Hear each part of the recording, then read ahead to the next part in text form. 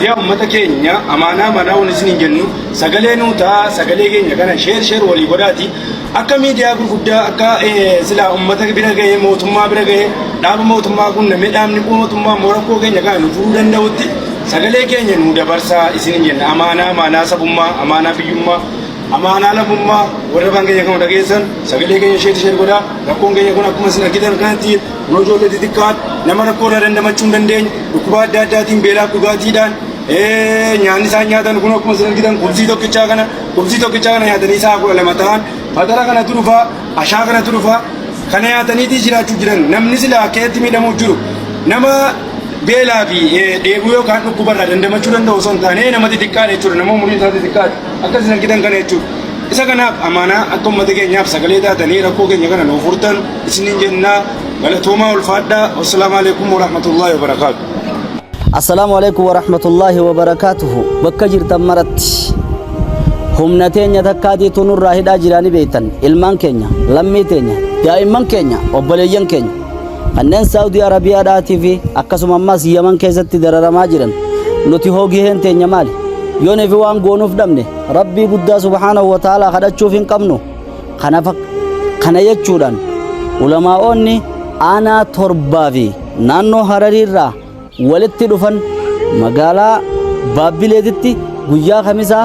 du'aa'ii qaban rabbi kadhaa qaban du'aa'ii san irratti isinis nu wajjin hirmaachuu dandeessanii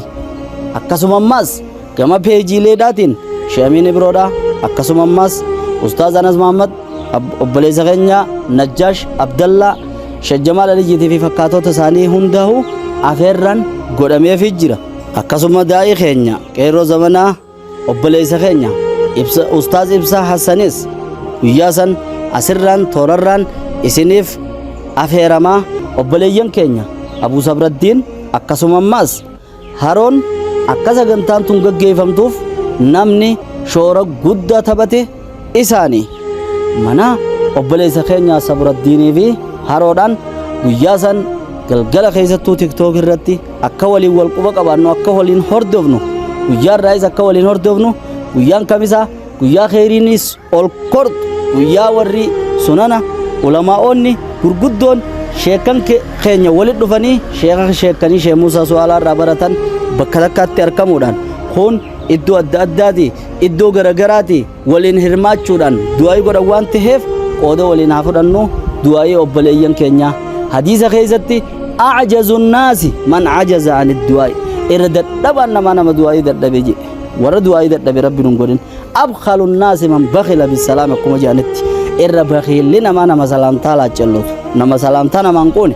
irra dadhabaan nama du'aa'ii dadhabu jedhe warra du'aa'ii dadhabe san rabbi nun godhini